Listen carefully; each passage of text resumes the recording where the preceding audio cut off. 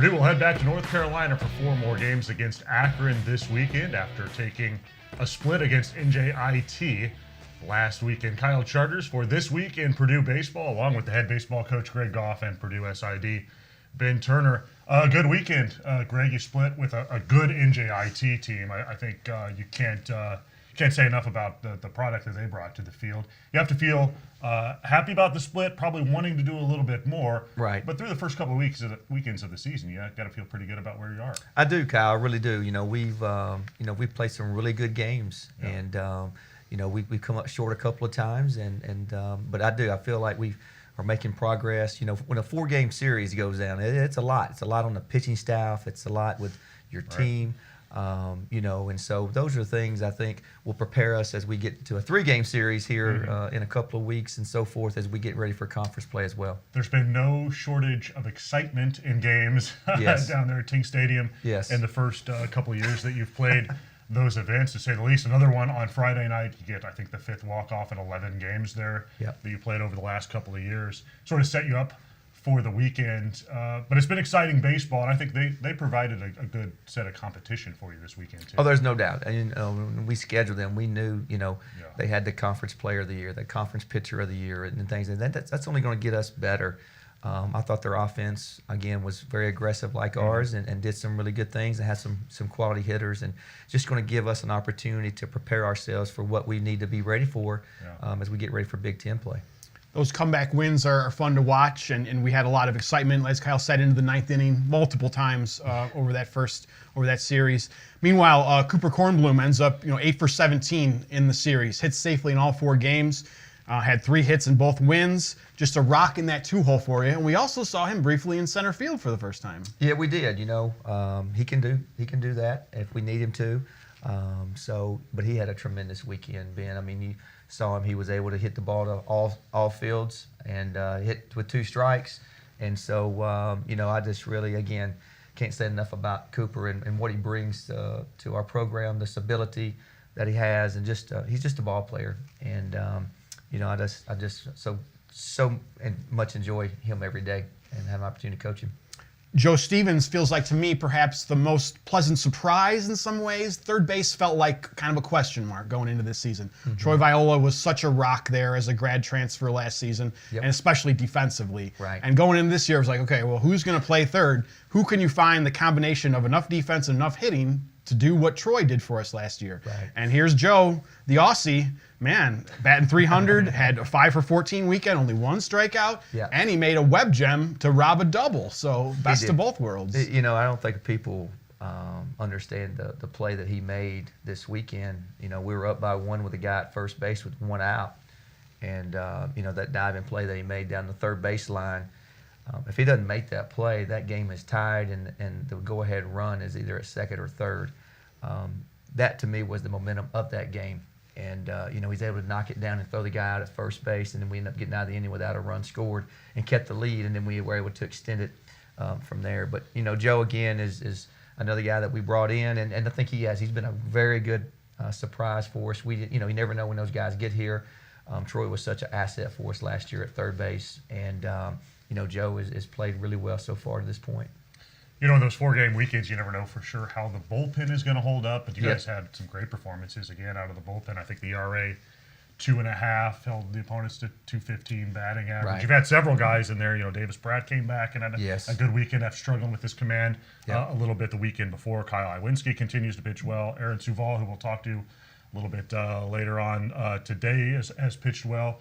Just what have those guys given you, especially, like I said, in these difficult first couple of weekends where you're playing 4 games and those guys get taxed a little bit more than you want? They do, Kyle. And, Coach Rooney's trying to figure that part out. We're trying to figure it out. They're all new. Everybody you just said pretty much is all new. And so we're trying to identify those roles. And that's why, you play these early season games and things like that.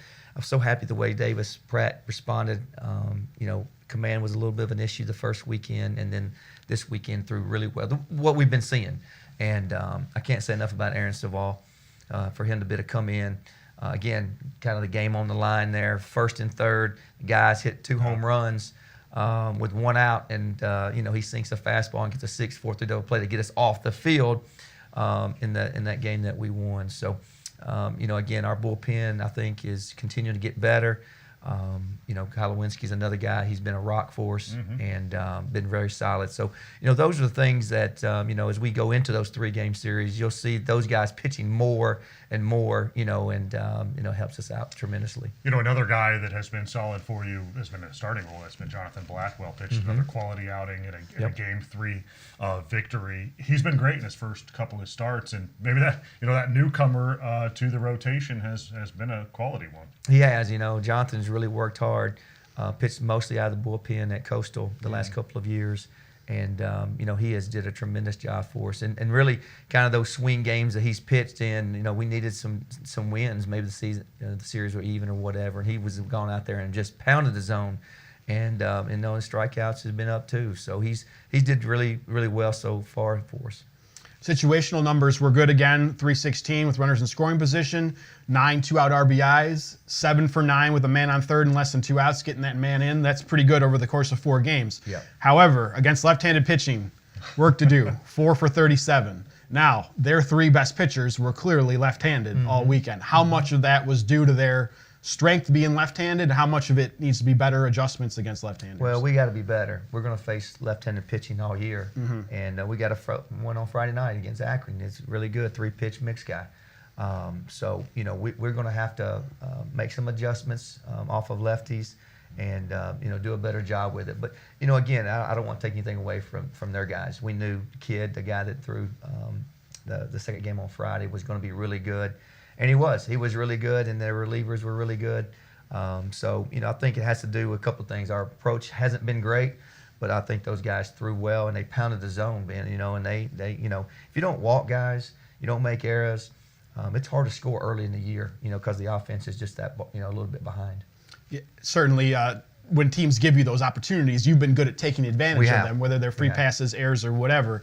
Other areas of improvement that you kind of feel like the team needs to be better at? Well, this weekend we didn't play as good a defense as we should. We dropped a couple of fly balls, a couple of routine plays I thought we didn't make, a couple of pickoffs that we threw away.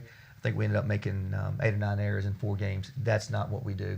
That's not how we play the game. And so those are things that we got to get back to this week and just try to handle the baseball a little bit better, and continue to pitch and play defense. Offensively, we're going to put the right guys in there. We're still waiting for Valdez to get back. We're still waiting to get Franco's not healthy. We still got some pieces that's not in our offensive lineup that are big components of it. Yes. But we've had some guys step up too. So, it's just a matter of just getting all those guys healthy and trying to find the right fit as we get ready for, Big Ten play in a few weeks. Tell us a little bit more about the Zips.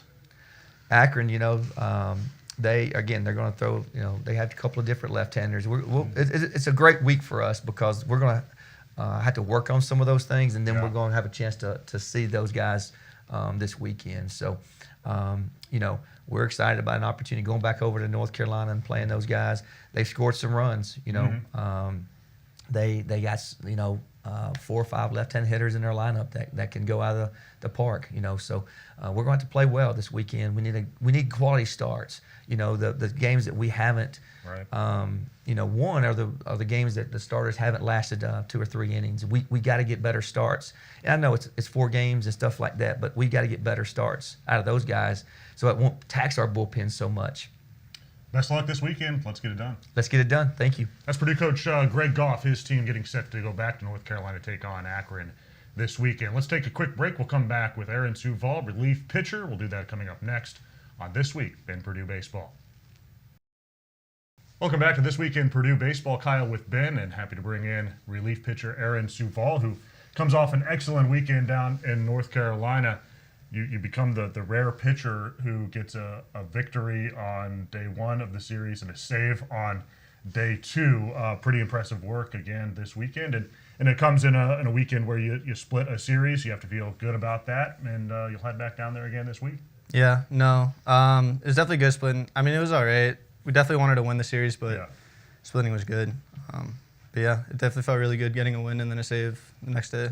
You come in difficult situations that you got to try and find your way out of a little bit. Sort of what's your mindset when you when you come in, because you have done a lot of starting previously in your career, but obviously coming out of the bullpen this year, sort of what's your mindset? What are you trying to get done? I just try to stay composed. You know, Rooney just talks a lot about throwing strikes. So I guess my main focus when I'm on the mound is being able to get ahead 0-2, 1-2, and then just kind of do my thing. So I guess my biggest thing I'm thinking about is just getting ahead, staying composed. Amazing efficiency for you. We were highlighting Cal and JB the first weekend. 5 innings, only need about 70 pitches to put up a lot of zeros for us. Yeah. This past weekend, you got, let's see, I think it was 10 outs for the weekend on 23 pitches. That's crazy, the efficiency numbers there. And of course, the first pitch was probably the biggest one you threw all weekend. That big catcher for NJIT had hit 2 home runs. You roll up the 6-4-3 double play on him with one out and runners on the corners. Is that moment not so much trying to get the double play as just make a good pitch? Yeah, that's definitely it. I was just trying to make a good pitch. It was just kind of cool being able to throw that many of pitches and get that many outs because I've never done that before. But yeah, that was really awesome. In that moment, is there a certain pitch that you want to go to, whether it's a sinker, a changeup? What's your best bet against a big power hitter like that with the game essentially on the line? Yeah, I mean, for me, I mean, they called a fastball, so I was like, okay, just keep it low. As long as I don't leave that fastball up, I don't think he's going to do too much damage. So I was perfectly able to keep that ball low, and then he hits a ground ball, gets to a double play. So just keep it low. How do you feel about pitching on consecutive days? I understand that maybe you didn't know for sure or didn't think that you were going to pitch on Saturday after pitching on Friday, but obviously you came in a big spot and you looked like you were ready to go. I felt fine. I mean, my arm felt really good. We do a lot of stuff, conditioning before, so I mean, arms feel really good. I mean, I was fine. I felt really good, and I was ready. And then on Saturday, you did face really what proved to be their 2 most dynamic hitters in the lineup. Their 1 and 2 hitters, which caused us a lot of problems over the course of the weekends. They were good hitters. In that spot, knowing essentially the game's on the line again, it wasn't maybe as perilous as the first game that you pitched in, but late in the game like that, at night, that was a big spot. The confidence has to be growing when you keep getting out of stuff like that. Yeah, no, it definitely is. My confidence is definitely up right now. And I'm just trying to stay consistent with what I've been doing. Just throw a lot of strikes, get the batters out, and let my defense play around me. The bullpen, I think, has been one of the real bright spots for the team through the first couple of weeks of the season. A lot of you guys are new too. Just what's the camaraderie like in the bullpen, and knowing that you guys sort of each have it working a little bit right now? Yeah, I mean, the camaraderie is great. Everyone likes each other. It's just it's really good. We enjoy each other's presence, and we're able to work off each other. We're all competitive with each other, so it's good. It's definitely good camaraderie. Does it build a little bit to some momentum when you see another guy go out there and have a good start? You feel like there's a little bit of pressure, good kind of pressure on you to pick him up? Definitely, yeah. I mean, when someone goes out there, and whether they could pitch good or bad, most of the time it's good. Being able to work off them is just so much easier. And yeah, it just puts you in a better position. Is it an adjustment becoming a reliever at 21, 22 years old when you've been, I would assume, a starter your entire life? It's not too much different. I mean, the concept is the same. Just kind of throw strikes, get the batters out. So I mean, nothing's really changed. I'm enjoying the role. So. Tell us a little bit about Agora Hills. Is that pronounced correctly? Yes. California. It's just west of the San Fernando Valley, so it sounds beautiful. Is that considered Simi Valley? It looks like it's not that far from Malibu. It's it's definitely not Simi Valley. It's a little bit different. It's close to Simi Valley though. But yeah, the scenery's great. We're 45 minutes away from the beach. But yeah, no, I love it down there. It's a very hilly area, I imagine. Is it? Yeah. We're not surrounded, but we got a lot of mountains. Okay. So even though it's in LA County, what we might think of about LA, it probably doesn't look like that there. No, not at all. No. Gotcha. What's the transition to Indiana been like? Good. I mean, the transition's great. It's just the weather's a little bit colder. And we've had a mild winter too. So. Yeah. So you spent three years at Glendale JC, but you didn't pitch that whole time, right? Because obviously the COVID year, then they didn't play a season, I think. And so what did you do to sort of keep yourself in shape and ready to go? Were there other playing opportunities? Yeah, so 2020 we had a short season. We played 4 or 5 games, maybe 6, and then we were done. So I ended up just continuing throwing just a little bit throughout the season. 2021 season got completely shut off, so my high school coach was gathering people up from the area, and we were throwing live bullpens, live pitching.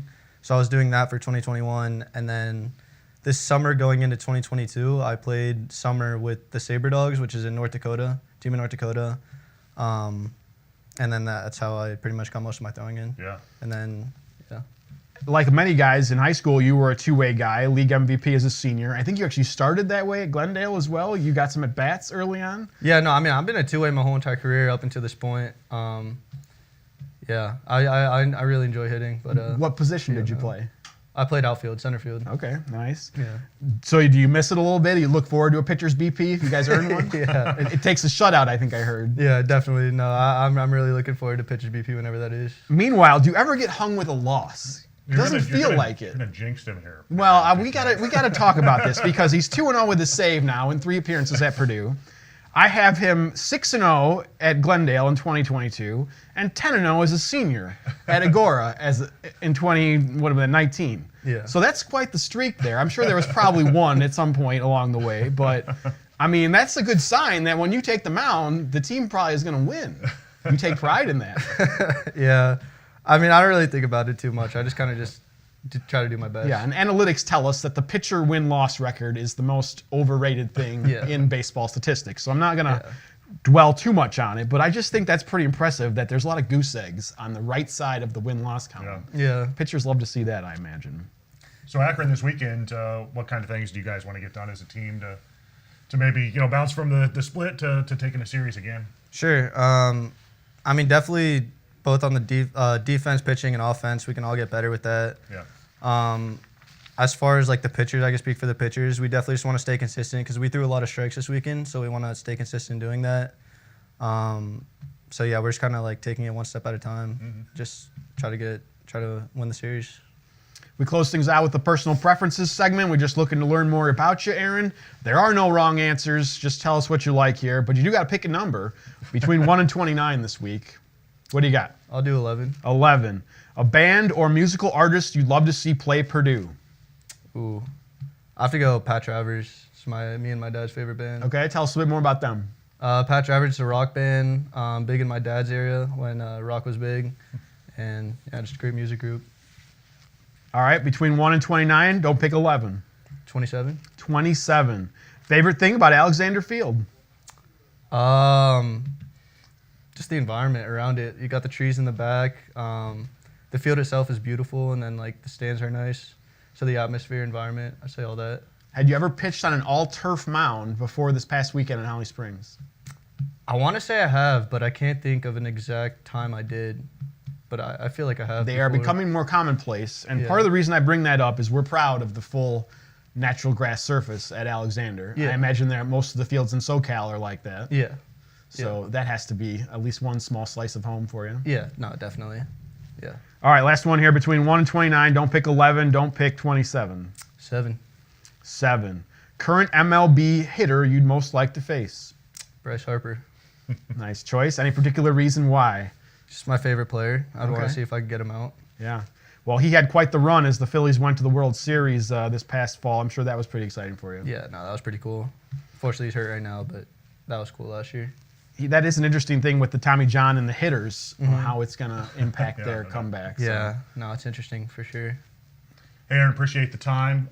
Best of luck this weekend, and best of luck for yourself going forward. Thank you so much. Appreciate it. Thanks for having That's me. Purdue relief pitcher Aaron Suval joining us on the program. All right, we'll be back again next week. Wrap up the Akron series. Look ahead to Ole Miss. We'll do that at the same time next week. All right, for Ben Turner, Aaron Suval, the coach, Greg Goff, and Kyle Charters, thanks for watching This Week in Purdue.